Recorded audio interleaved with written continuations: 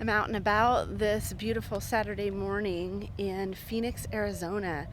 I've been here with my colleague Kyle Furlick for the last few days. We are speaking and we had a workshop at the IITAP conference, the International Institute of Trauma and Addiction Professionals. We've also had a booth here this week, and that's been really great as well.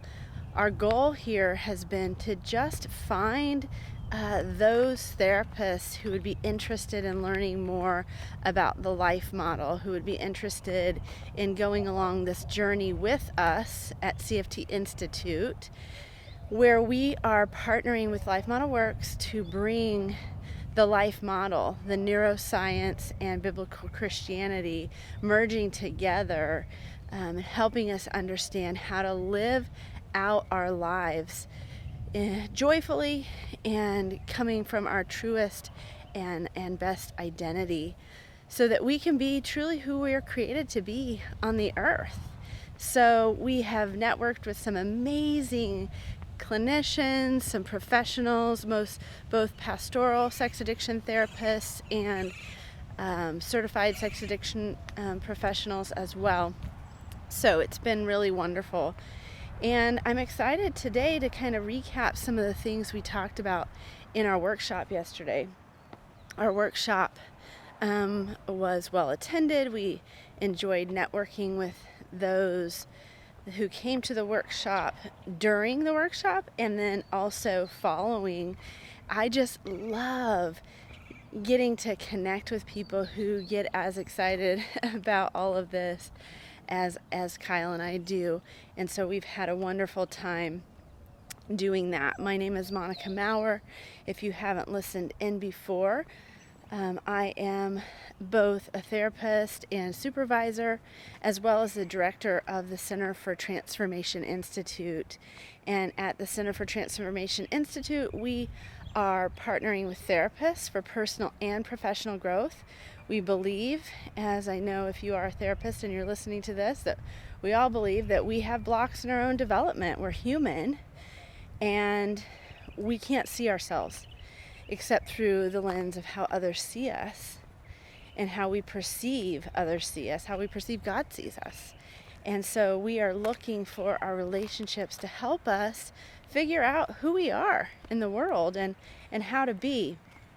And so we know that we all have significant gaps in our development based on our experiences in childhood, our experiences in adulthood that have wounded us, and depending on if we've been able to repair, we may or may not be able to live out our true destiny. And so the idea is that we can figure out where those gaps are and truly fill them in so that we can be all we are created to be on the earth. And that's really a lot of what we talked about yesterday in our session. We presented on just what the life model is, the underlying neuroscience, and then how we basically apply that model to the addiction population that we work with as CSATs and PSAPs.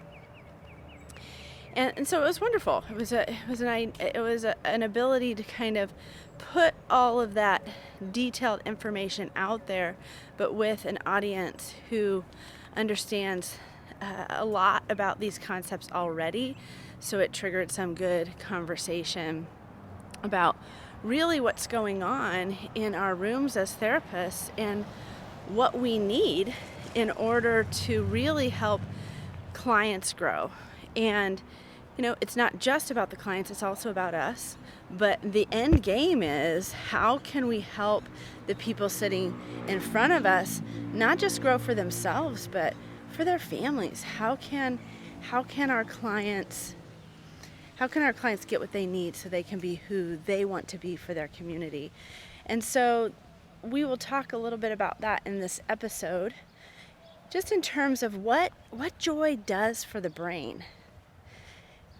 When we consider the concept of joy is a spontaneous right brain emotion that is more of a positive experience, where the other right brain emotions anger, sadness, fear, shame, hopeless despair, disgust.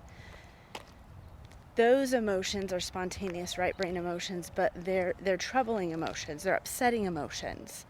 And we can easily get stuck in those upsetting emotions and not be able to return to joy. So joy would be a state of mind, not just about happiness, right? It's not just about I'm happy, I'm pleased with the situation. And joy isn't the absence necessarily of upsetting emotions. Joy just means it's good to be together. Joy means I am attached, I'm not alone. And the person or people I'm attached to are glad to be with me even in trouble. And I'm glad to be with them even in trouble. So joy is a relational experience. If we can have joy in good times and bad, then we can overcome our struggles. We can not be traumatized by the things we go through. We can learn to suffer well, because what we're going through, as the Bible says, it's light and momentary affliction. Many are the afflictions of the righteous, but the Lord delivers them from them all. The idea is life is hard, and it's supposed to be hard. It's not supposed to be happy all the time, but it is supposed to be joyful, because joy is supposed to be something that our brain can always return back to. Joy is supposed to be a normal state of being.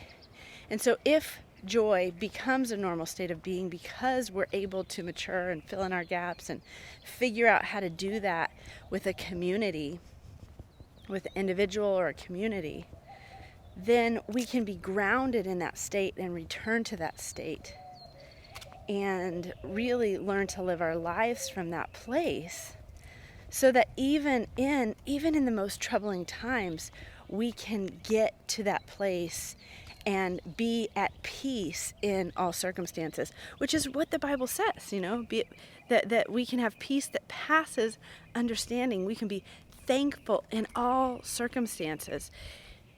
Outside of understanding the neuroscience of this, I have found those scriptures to be very overwhelming and difficult. How can I have peace in all circumstances when something is crowding my mind, overwhelming my nervous system? And it seems like it's all I can see is the difficulty of the circumstance. Well, the way I can do that is because I can learn to live in joy, learn to expand my capacity for joy and gain joy strength. So the idea that Life Model sets up is that, based on the neuroscience of how the brain develops in infancy, the brain has been developed to connect with a mother figure and learn how to experience joy and then grow in joy strength. And so in Life Model, we talk about it being joy camp. Joy camp is the first 3 months of life where I kind of hang out in joy with mom. And then 3 to 12 months, I'm learning to climb Joy Mountain, is how Life Model sets it up in the book Living from the Heart Jesus Gave You. So I'm learning all the things I need to know to actually climb and increase joy levels, joy capacity. When you see an infant getting so excited, especially in that 9th month of life, which Wilder says is the most important month for the mother to be with the baby.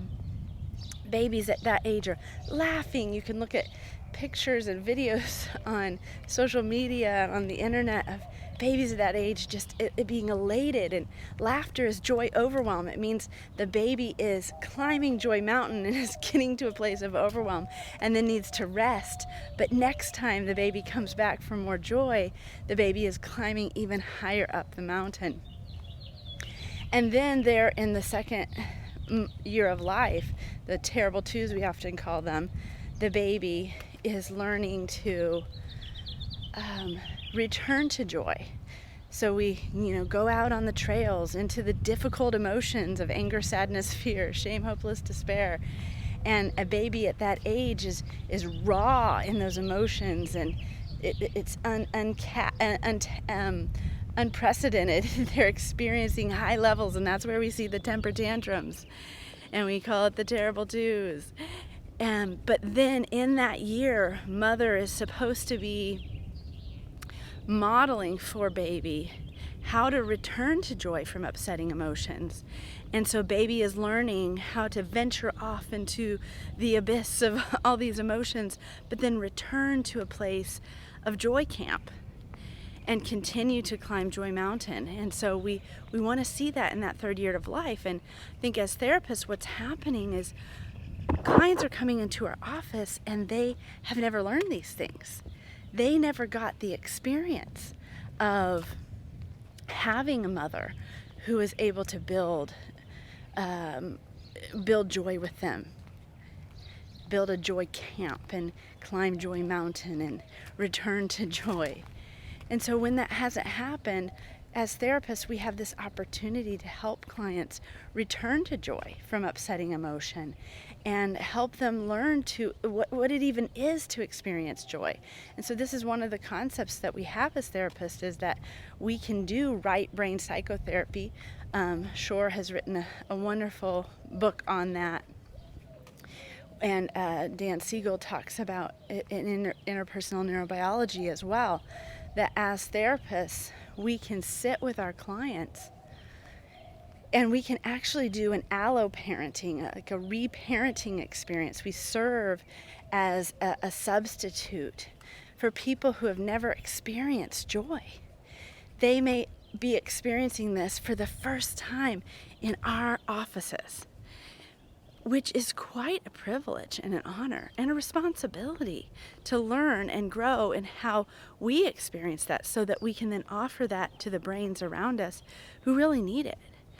And this will heal the soul of our clients. And as they learn to climb Joy Mountain and learn to return to joy because of the modeling that we're giving them, they can then take what they learn and how they grow with us into their own communities.